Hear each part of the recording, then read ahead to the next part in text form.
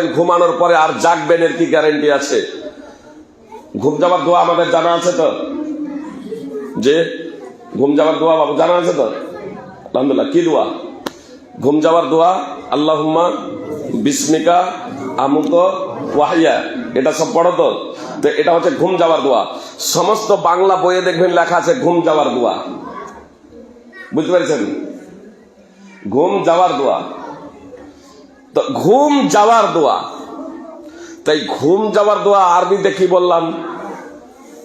কখনো ভেবে দেখেছি? আল্লাহুম্মা, হিয়া আল্লাহ, বিসমিকা, তোমার নামে, আমুত, আমি মরছি, ওয়াহিয়া, এবং জীবন লাভ করব।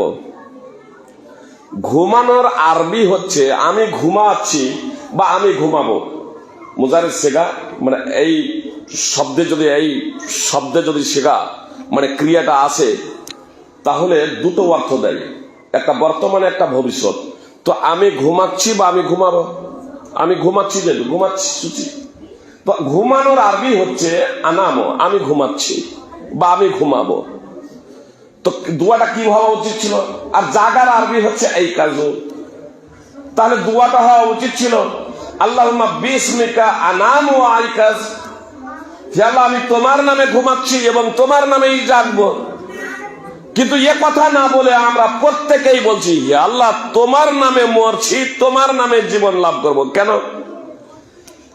মুহাম্মদ সাল্লাল্লাহু আলাইহি সাল্লাম তখন এটা ঘুমানোর দোয়া বলেছেন, ঘুম যাওয়ার জন্য বলতেন। সাহাবায়ে কিরাম তাদেরকে বলতে বলেন, তারাও বলতেন। তারাও বড় বড় আরবের সাহিত্যিক ছিলেন, অনেকেই অদ্যাবধি অনেক সাহিত্যিক অতিবাহিত হয়ে গেছে, বড় বড় সাহিত্যিক। ওয়া মুসলিমদের মধ্যে আবু জাহেল, আবু লাহাবেরাও বড় বড় সাহিত্যিক ছিল। তারাও কেউ বলতে পারলো না বা ভুল ধরলো না যে ঘুমাচ্ছেন অথচ মরছি কেন বলছেন। তো এটা তো মরার দোয়া লেখা উচিত ছিল, যে মরার দোয়া। কিন্তু মরার দোয়া না পড়ে লেখা হচ্ছে কি ঘুমানোর দোয়া। কেন? মৃত্যুর দোয়া না বলে বলা হচ্ছে ঘুমানোর দোয়া। কেন?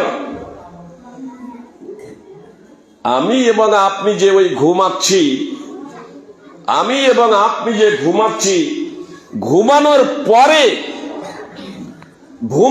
পরে আমার এবং আপনার জাগরণ হবে, পৃথিবীতে জাগবো, এর গ্যারান্টি আছে? আমরা বলি না যারা একসাথে তো ওই লোকটার সাথে খাওয়া দাওয়া করলাম, কোনো অসুখ ছিল না, তার রোগ বালা মুসিবত ছিল না, কোনো টেনশন ছিল না, হাসি খুশি একই সাথে এরকম বসে চায়ের দোকানে চা খেলাম, আর তারপরে বাড়ি গিয়ে শুনছি যে ঘুমিয়েছে তো আর জাগেনি, ওই অবস্থায় মরে গেছে।